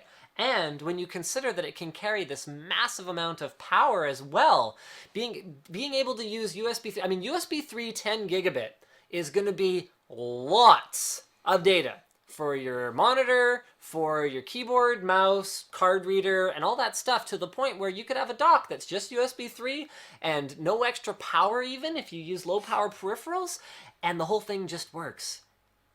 So It's pretty sweet. That's and pretty it's sweet. renegotiable, which it is able to be renegotiated. Now, I wasn't entirely sure if that was like you use some type of UI or something to tell it what way you want the power to go. I think it would be or automatic. How exactly that works. Yeah, but it just says, I'm guessing maybe like this device is lower in power and this one has a ton. Let's go that way. I don't know exactly what it's saying there, but I believe you can use less or more. So if you have a device that doesn't have battery in it but needs to draw power, say a monitor, it doesn't have to take 100 watts. You could take the like 25 point whatever that it's probably going to be, which is pretty cool. All right, so this is a pretty short one, but as someone who is playing through Wolf Among Us and will be starting Walking Dead Season 2 very soon, I'm pretty stoked on this. Telltale spills details on Game of Thrones, as well as Tales from the Borderlands, which I am significantly less excited about. I think everyone's like, yeah, Game of Thrones, and more stuff. Yeah, that other thing. I mean, how was story a strong point for Borderlands? I mean, maybe Telltale can turn it into something interesting, but really? Borderlands? Story? I didn't play Borderlands 2, but I did play Borderlands 1, and I think Yahtzee probably put it best, and the entire plot of Borderlands seems to be go shoot Jason Voorhees in a scrapyard. I mean, that sometimes you're stealing something, sometimes you're avenging someone, sometimes you're stealing something and avenging someone, but that's the entire game. And so, yeah, I don't know. Anyway. I love how they came Game up of Thrones. with the story for Borderlands 2 as well. It's like there was vault hunters and they got a vault and then they opened the vault. What are we gonna do? Another vault. New vault. It's like, we need more vaults. All the vaults. No. Even like I didn't mind the storyline. It was nice and funny, and I liked the characters and stuff like that. It was just like that's not the reason why I think too many people bought it.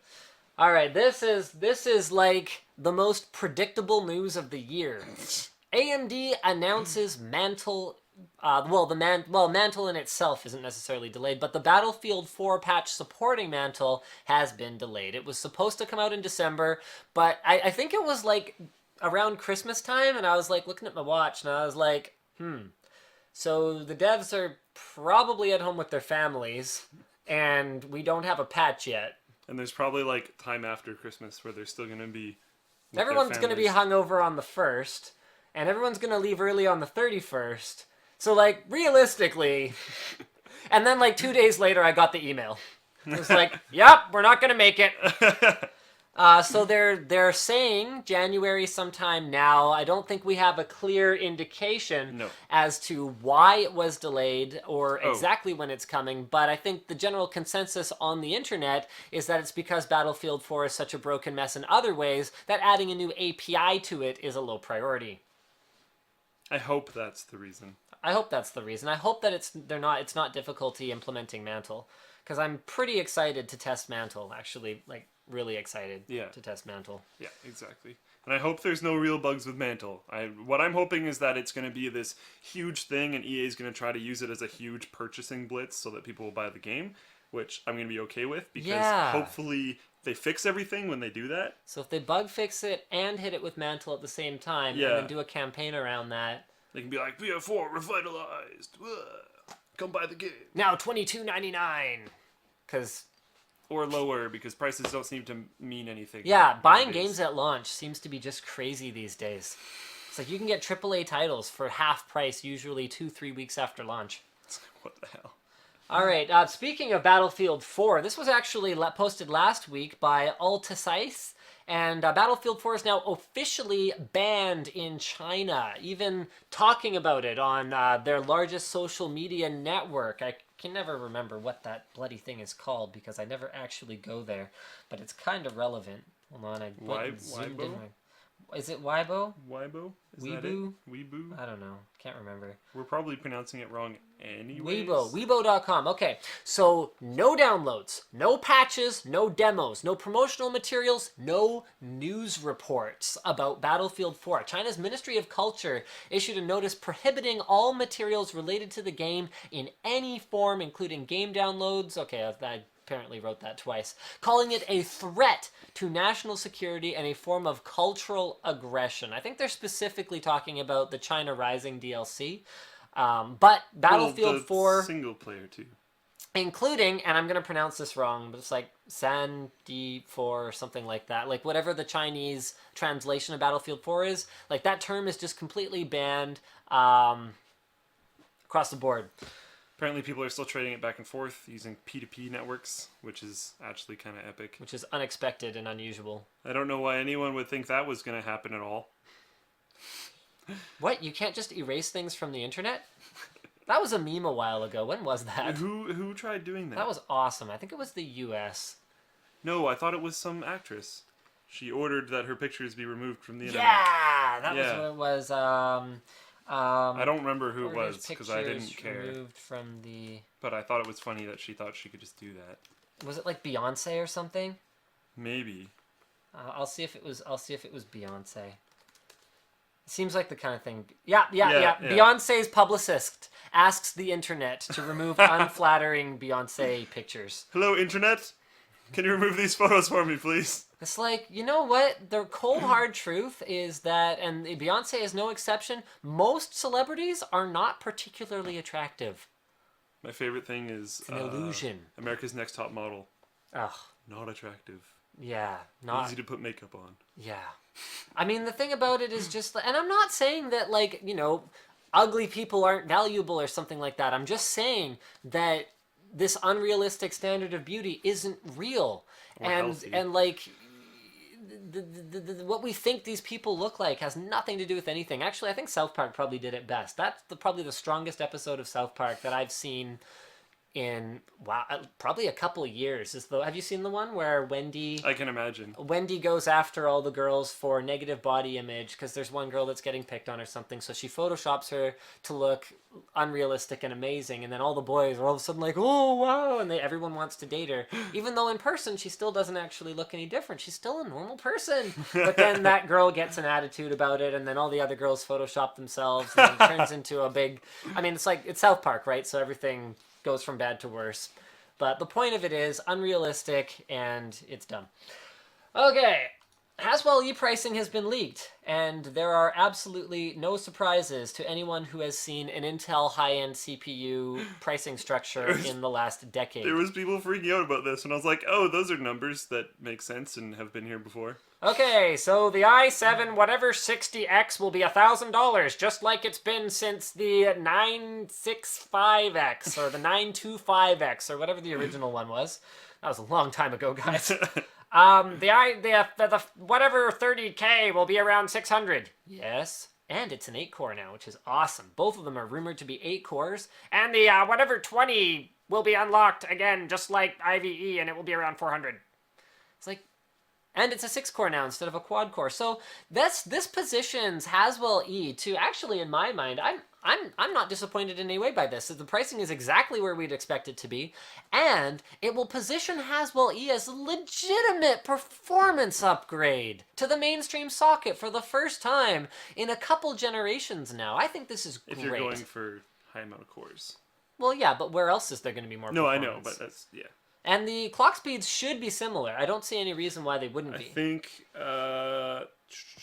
what one was it? I think they're a little bit lower, are they not?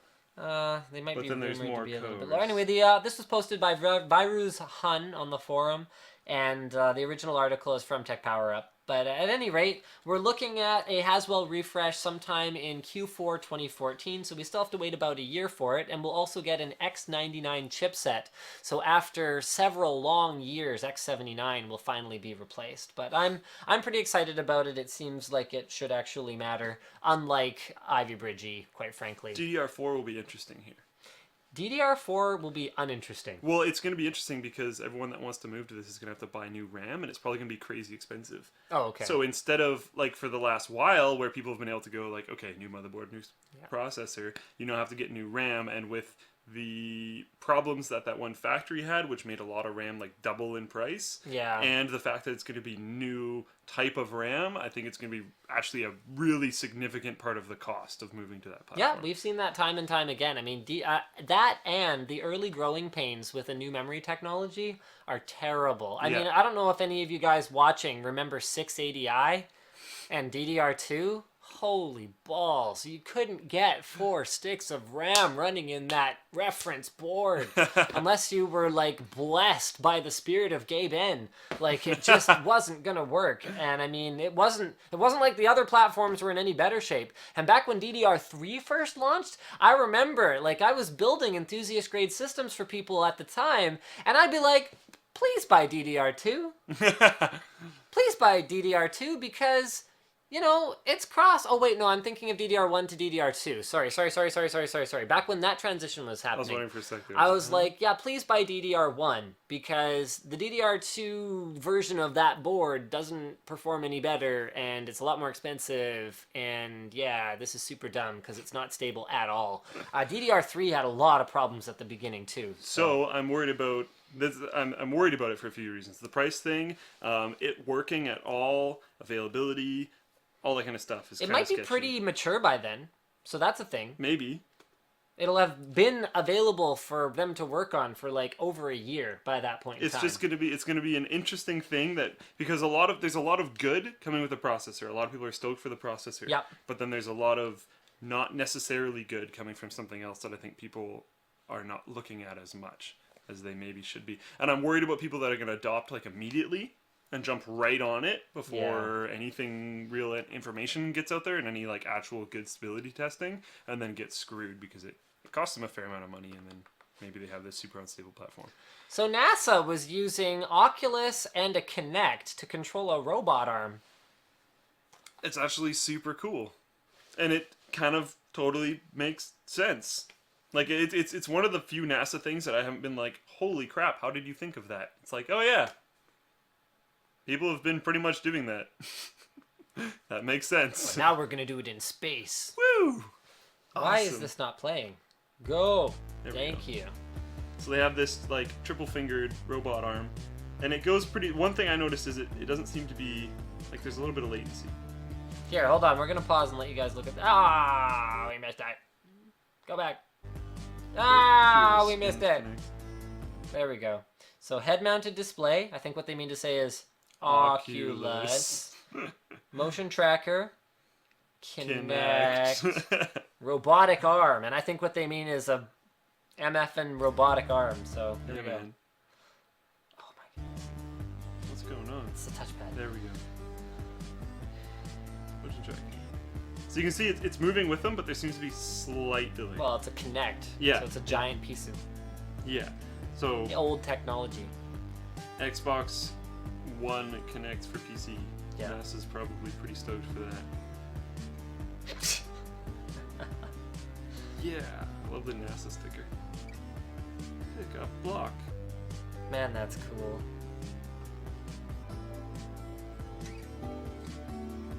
It seems to either it doesn't have a ton of strength in the fingers, or it like doesn't apply too much pressure automatically, I hope, because when he grabs, he closes his fist. Right.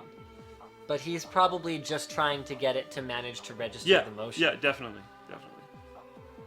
Robonaut 2. Very cool. So Freaking actually, I awesome. think this ties in pretty nicely with a couple of the other things. So why don't we just go ahead and run through all of these before we start to talk about them? Does that make sense, or do you want to do them one by one? Run through all of these? Yeah, because there's the other ones with the camera-mounted Oculus. I guess that's kind of different. Okay, well, I don't know. I don't know what else there's to say about this other than Microsoft, can you please stop treating platforms other than Xbox like second-class citizens? Can we please have support on the PC for the Xbox One controller? Not that I particularly think it's that great or better than the Xbox 360 controller. And can we please have Kinect 2? I don't even care about the Xbox One controller as long as they keep selling Xbox 360 ones. I just think it should work. Yeah, no, I agree. I think that if you're going to come out and say, yeah, we value PC gamers and PC gaming, and then, yeah, you know, the latest sort of thing we spent, like, you know, years and years and all this money developing is only for our console customers. It's kind of really weird. Yeah. I don't like that at Kind all. of ridiculous. Where did those other ones go? What are you talking Did about? we already talk about They're them? in the topic. Oh. That's why I was confused as you were scrolling around. You were highlighting them, almost. No, There's the no, YouTube not video. that one. Okay, what are you talking about? I'm then? talking about the camera-mounted thing. Yeah, that's there. That's that? Yes. I thought they were separate, somewhere else in the dock. No, because I found those while I was researching this one. Oh.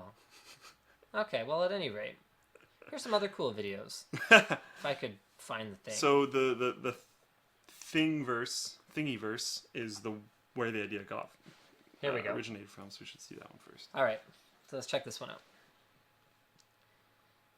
So MakerBot Thingiverse has this whole thing so you can mount a camera on the front of an Oculus Rift. Yep. And if you scroll down a little bit and change what picture is displaying, they actually show you like exactly how it kind of works. And it's not super complicated, and Nope. you're essentially able to 3D print this yourself, which is really cool. And the idea is that it can see outward. Yeah, Which so is there's a kind of short awesome. video here where they demo it with... So you can use a camera to create a virtual environment around you that you can then interact with using the Oculus. So because of the front-mounted camera, you actually have much finer detail in terms of what your hands are doing. So you could use gestures, you can pick things up and move them around like we're seeing in the demo video. And that's pretty much all there is in this demo video. Things don't get like real crazy until the second one here. So this was a guy who is using that 3D printed thing for his own little experiment. So he 3D printed one and added a rubber band, which is pretty simple. Pretty innovative, if you ask me. All right, so here he's showing the setup. Okay. So he got a USB battery pack to power the Oculus Rift box, and then he has a USB extension for it to go to the computer, and he has HDMI, I believe, as well. Yeah, something like that. Okay, let's not worry too much about that. You guys can check out the video if you want. As always, we're going to post the WAN Show doc in the forum thread. So after the video. This is with him just using a Kinect. It's important to see him here in the corner here. Actually, I'm going to make this full screen so you guys can check it out. There we go. So there we go. So he's crouching and able to look at and under and interact with objects because he's using the Kinect for full body tracking. Again, it's Kinect 1, which is a steaming pile of poo, and I wish that we had better stuff than that. And then using Oculus and the camera in order to be able to interact with his hands, as well as, well, mostly the hands. and just look around and stuff. This is cool. And you could even, in theory, use it to build a full 3D environment. If Like, you you could had play like it- the right other setup to go with it. Because think about how something like Parrot AR drone works. It's kind of similar. So it's got a camera. It knows where it exists within space, and it can see other AR drones for like an augmented reality game. Can you imagine if we had a couple like battery-powered Oculuses, and we could run around this house holding like plastic laser guns and like shoot at each other, and the augmented reality could do things like, okay, here, hold on. Picture this in your mind, okay? If we could do things like, you know, peek around a corner and like blast something, and like the shards of the wall would fall away. Because if like, okay, if you could walk around the house and create the map first, Yeah, you if could you even had, have a like- destructible environment. Maybe if you could walk around with a 3D camera and then like load it into something that you have, like say you wore a backpack. Yes. To do some type of processing, and that's where the HDMI cable goes. And then you could load a map, which is mapped out of your environment. And it's just like, don't move things. Like, don't be an idiot and don't move things. We're not that far away from like really exciting augmented reality gaming. Anyway, what do Like you... Linus Media Group headquarters Counter-Strike map. I know. Anyway, what he's doing right now is he's using hand gestures. You can see it's not perfect at the moment by any stretch, but he's using hand gestures to do things like change the skybox to a different setting. Here, I'm going to go ahead and try to exit full screen mode. Please register my keystrokes. Wow. Brutal. Hate the keyboard. Someone disliked this video. What's wrong with people? Yeah. Okay, small interaction radius from the 3D camera. Where does he change the skybox? Is it here? It's his right hand. Yeah, I don't remember. Oh, bollocks. Okay, well, whatever. You guys can check out the video. It's really cool. It doesn't have a ton of views, but it's definitely worth a look. I think we're getting pretty close to the end. We We're getting have close. ASUS talking about their ROG Talking G-Sync about. monitor, well, making a video about. Rough to say they released like any information at all. Posted by Assassin on the forum. And this is pretty much it. It's 30 seconds of... Okay, so hold on. 2 seconds of ROG logo. Okay. So that was about 8 seconds of there's a G-Sync chip, or some NVIDIA chip. They haven't even really clarified that in the video itself. Okay, more ROG logo, so that was about another 2 seconds of ROG logo. There's some buttons. Yeah, there was about 2 seconds of ID of the monitor, and then about another 3.5 seconds of that. Then there's like a couple seconds of a random robot, then about another 6 seconds of more ASUS logo. Get excited! Get excited! I am not excited. Because the problem is that ROG is gaming. No compromise is gaming.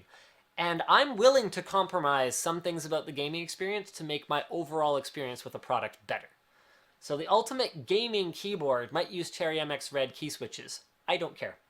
Because Cherry MX Reds are unpleasant for me to type on. And I type. I'm not a professional gamer, and changing from blues to reds would not make me in any noticeable way better. Yeah. So there you go, guys. I am really excited to see what kind of 2.5K IPS monitors with G-Sync we might see, because that will be on my Christmas wish list for next year. And we That's for don't sure. know, it's going to be expensive. We don't know what this is, but I'm guessing it's probably 1080p 144 Hz. Yeah, 1 that would be my millisecond. guess. That's probably what it is. I think competition is going to drive pricing down on G-Sync faster than most people do. I think that it's not going to sell well until it reaches reasonably close to price parity with other monitors, and then it'll take off. It can't be like $170 more No. than a $270 Which is monitor. ludicrous. It's way too expensive right now, but the thing about it being way too expensive right now is that it doesn't even really exist yet. Yeah. I mean, people are paying an early adopter tax. Especially with, like, when there's one store that has it. Yes. And they have it early, like you're paying extra because that store Yeah, has you're it. paying everyone extra for that. Yeah. All This kinda right. makes sense. The So- big one? Yeah, I posted this on Facebook earlier this week, and people seemed to be pretty upset. I mean, the fact of the matter is, I never bought Order of War, Me neither. so I don't care about it for that. This is a specific version. I think you can still get a different Order of War on Steam, actually, if I remember correctly. But this is Order of War something. Yeah, sure. Anyway, It's like a different vengeance. it doesn't exist or anymore, whatever. so I guess it doesn't matter. Haha. Heyo!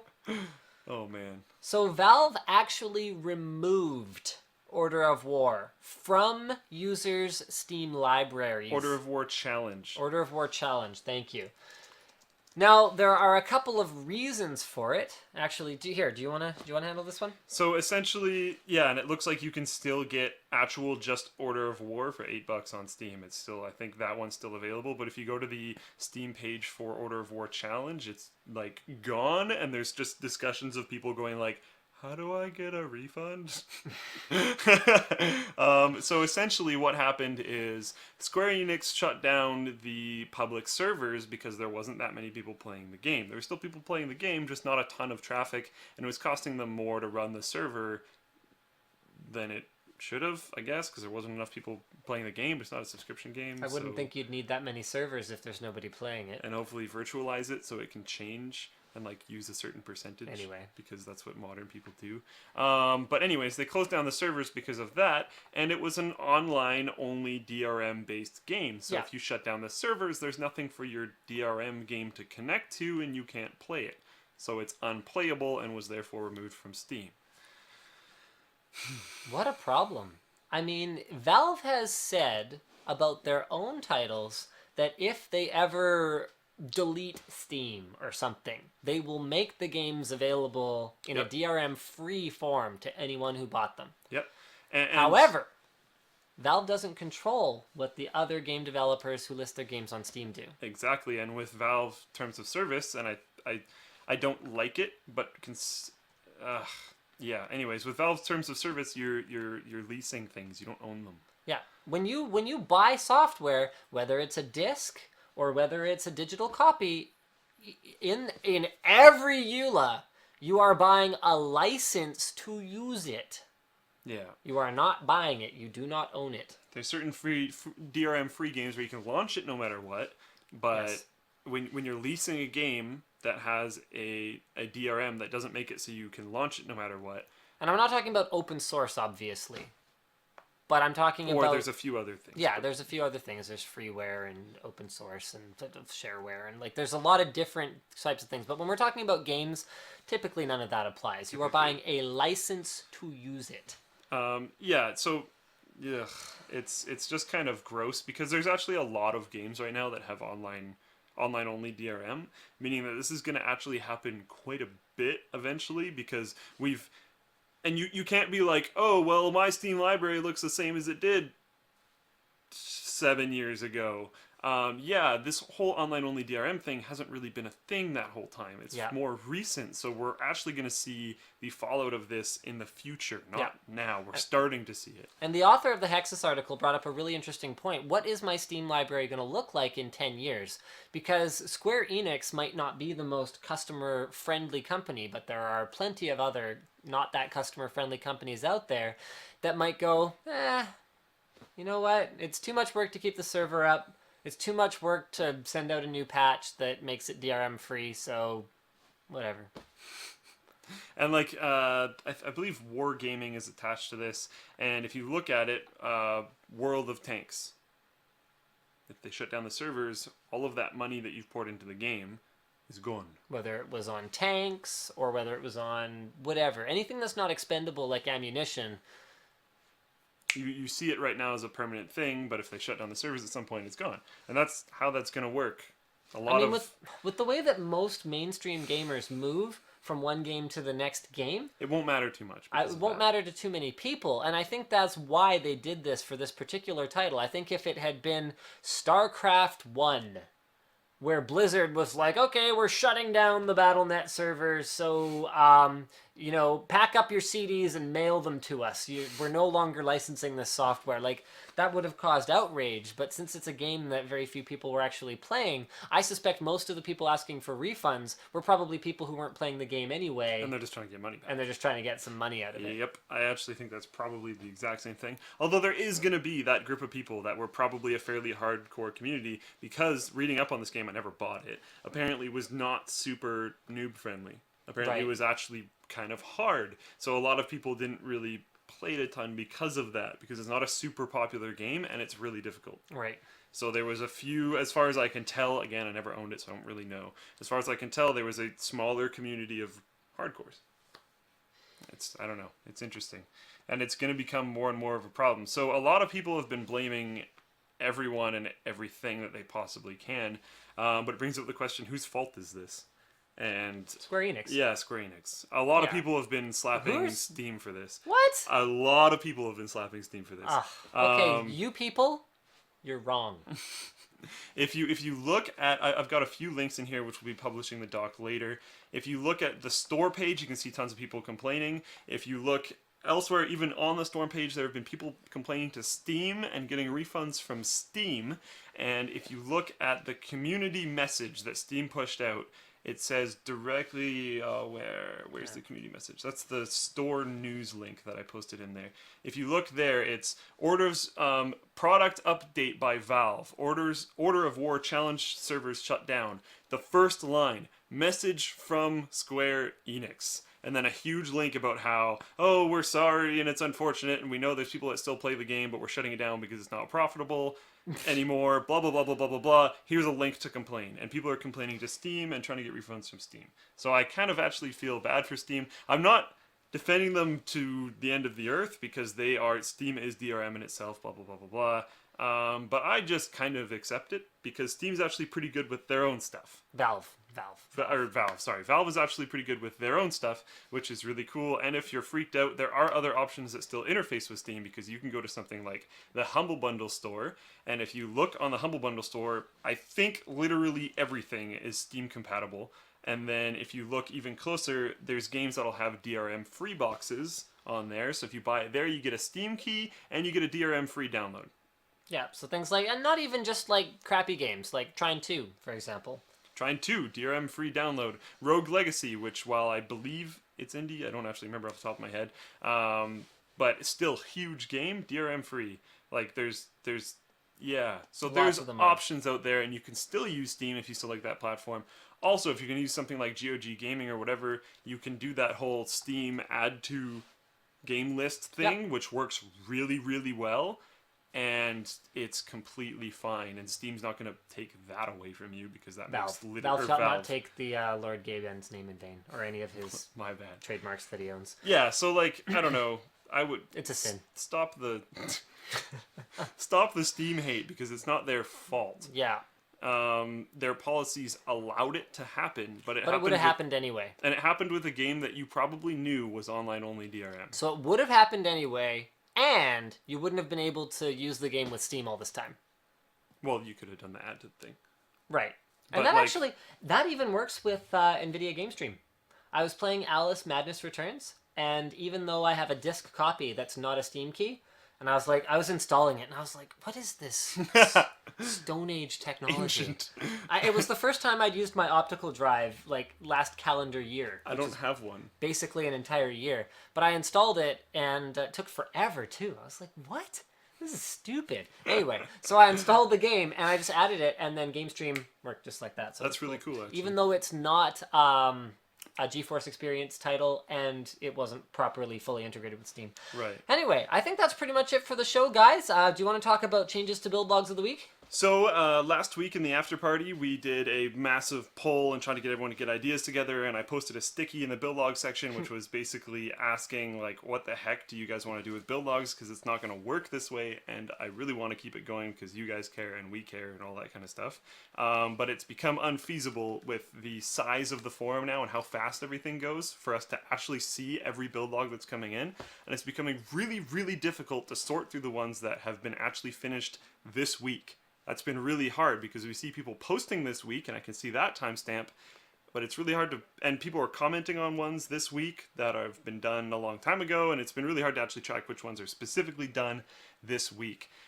So we've come up with a conclusion, which is going to take a bit of work from Mr. Wizard and myself, probably mainly Mr. Wizard because it's kind of crazy and confusing. But it is coming. It is not here yet, though. So yeah, we don't have build logs of the week this week. That's a really high number, but it's coming, and it's going to be actually pretty cool. And the build logs forum is probably not going to work exactly the same as how the rest of the forum works. Okay. Because it's going to work on this interesting, we're trying to see how this will work, but it's going to work on an interesting sorting system Yeah. where you can see what has been finished and what is in progress based on forced tags that everyone has to implement and use and change and stuff. And So that'll it's- help us with some new forum features or site features that are potentially coming in the future as well. Yeah, there's a bunch of changes coming to build logs, huge changes coming to build logs. So yeah, the build logs of the week changes thread. I guess I can just lock it now. I hadn't locked it yet because we knew we weren't going to be able to implement the ideas immediately. So I had an original end date of Wednesday, but I Right. just kind of let it spill forward. But we kind of know what we're doing now. If that idea doesn't work, there's a few other ideas that we're gonna Yeah, try. we've been in business for a year, and that's the conclusion. We kind of know what we're doing now. Kind of. Kind of. Not entirely sure if it'll work. But yeah, there's a bunch of ideas and there's a bunch of fallback ideas, and we're good with that now. So thank you everyone for your contribution of ideas. And that's about it. No build logs for this week, but they will be coming as soon as possible. Okay. No confirmed date. I'm going to pull an EA on this one. Thank you guys so much for watching the show today. I'm sorry we didn't have a special guest for you guys, but you know what? Hit me up on Twitter and let me know if you would like us to do maybe every other week with a guest as opposed to having a guest all the time. Or, I mean, we love taking your feedback. And shows are something that we are going to be focusing on in 2014. I actually had some people asking me what the plan is for Linus Media Group for 2014. I still want to do a daily show. I'm not sure if it's going to stick anymore, so there's that. Developers. Yeah, no. We're not hiring more developers. We are going to try to hire 1 to 2 more people. So that's going to be one of the things for this year. We are going to continue to focus on improving our production values. So at some point, I will get that thing going where I ask you guys to help me buy a bunch of equipment because we are going to need it. Especially if we want to build better sets for our shows. Like, I hate this. This is stupid. It's like boxes behind us. It looks I love how a lot of them are on like angles, and some of them are actually the side of the box. Not like this is the width of that box. I know. We need proper set pieces. We need to be able to like paint the. I mean, part of the reason there are boxes back there is because all the walls in this place are horrible colors. We need to do some painting. So so that's another thing that we're going to be doing. And I think there was one other thing that and we are going to continue to develop the website as a community site as opposed to just a forum. But don't worry, the forum will still be awesome. Yeah. So there you guys have it. Thank you for watching the WAN Show today. We will see you guys in 2 weeks. No WAN Show next week. We will be at CES. Last week you teased people saying that there might be a WAN show while we're at CES. If we can find a way to do it. I don't know. I don't think we'll be able to, but I mean, if we could could try. Here, let me fire up. I have your calendar on my calendar, right? Yeah. If not, I can load up mine right now just in case. You should have mine. Or you should should have be able to just turn it on. Yeah, it's on. In theory, I don't have anything in that spot. Me neither. We'll see. Maybe if we did a later one. Okay, so stay tuned on Twitter. At Linus Tech on we Twitter. don't know, but we'll try. Or follow on Facebook. I have more Facebook likes than Twitter followers now. I think Isn't that crazy? is the forum getting close to your Twitter? Yes. Yeah. Yeah, Twitter has actually really slowed down in terms of growth. Like the community aspect of LinusTechTips.com, of Facebook, and even Google Plus is closing in pretty fast. I think I have like 22,000 plus ones, whatever those are, on Google Plus. Likes, Are they likes? I think. I don't know, man. Whatever it is, like it's Twitter I like because it's really easy to interact with people one-on-one, whereas even on Facebook, like the way that conversations are handled is terrible. On YouTube, the way that comments are handled is still terrible. Half the people will ask me a question and there's no reply button because they don't have their accounts merged or whatever else. I'm just like, hey man, I actually saw your comment. I was poised to reply to you. I couldn't because there's no reply button. I hate Twitter. Almost every single time if I'm going to respond to someone, there's no way that character count is enough. Yeah, that's Unless I'm an just like, issue. go to the forum. Which usually I would like to actually answer someone. Yeah. Because if I'm sitting at a computer, I'm not live in the show and I can take way longer to explain what I'm talking about. And I've had a few people where I'm just like, dude, just PM me. And then he's ended up PMing me and then I can write my short essays about Right. it. But like, oh. And you probably drove a forum sign up at the same time. Woohoo! Yay. All right. Peace out, guys. Bye.